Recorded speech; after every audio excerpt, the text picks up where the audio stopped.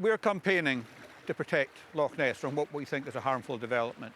We're moving away from oil, gas and coal, and now the energy grid is moving very quickly towards renewables. Because of that intermittent nature of renewables, there's a really pressing need to create more storage. We're not against renewable energy. We think that's really important.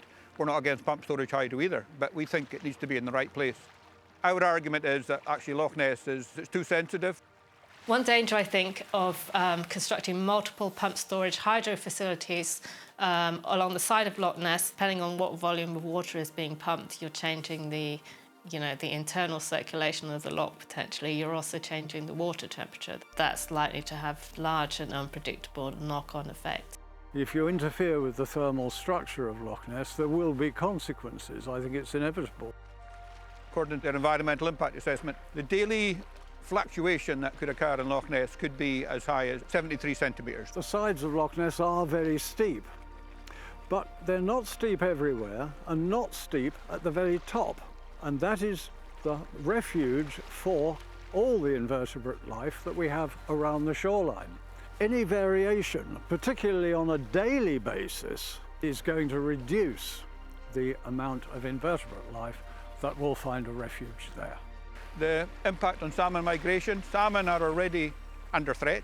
Smolts are only simple animals that respond to environmental cues. So when they detect a movement of water out of the loch, as far as they're concerned, this could be the River Ness. Our fear is that when they pass somewhere like Foyers or Loch Kemp or Red John that are shifting massive amounts of water, they'll be delayed there at the very least. And if they're delayed, they're going to be subject to enhanced predation from the big trout in the loch or birds, etc.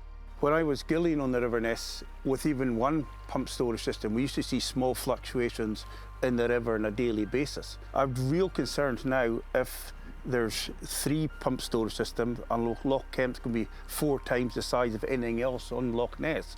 That dramatic increase both ways is really going to damage the salmon fishing on the River Ness. Salmon are actually at the centre of a whole ecosystem. When they're returning back from sea, they're passing Shannoney Point, that natural narrowing of the Murray Firth. It creates like a bottleneck. And on a daily basis in the summer, the dolphins are here feeding on these salmon. David Attenborough classed this as the best place in the world to come and see this behaviour. I think that Loch Ness is so important to Scottish tourism, but it's not the only thing that draws people to the area. They are coming for the peace and quiet. It's an amazing escape. They tell us about what wildlife they've seen. They go up to Shannoney Point. They tell us about the dolphins that they've seen there. So I think it's really important to preserve the beautiful natural landscape that we have. It's our responsibility to protect it for the future. Any reduction in the number of salmon going back to the Ness or the River Beauly means a reduction in the number of times dolphins are coming here. So the greatest wildlife spectacle in the Highlands is potentially at risk. I've been fishing the River Ness and gillied it for almost 50 years now. Unfortunately, over that time, I have seen stocks drop in parts of the River Ness. Salmon on the River Ness are already at a fragile stage, and this, I think, would be the last nail in the coffin. I feel that my generation could be the last generation to see good salmon fishing. There's actually a real impact on indigenous businesses in the area already. Cruise boat operation in Loch Ness, very concerned about low levels of water in Loch Ness. Last year he had cut his capacity on his boats because they were actually hitting the bottom of the loch. The RNLI, who got an inshore lifeboat station, they struggle to launch their boat. That's a major concern, a safety concern. The prospect of having another power station on this side of the loch is really quite concerning. There are other places that this could be sited. In the right environment, pump storage is probably a good thing, but not on a salmon fishery, and certainly not on the most famous loch in the world and the river that flows out of it.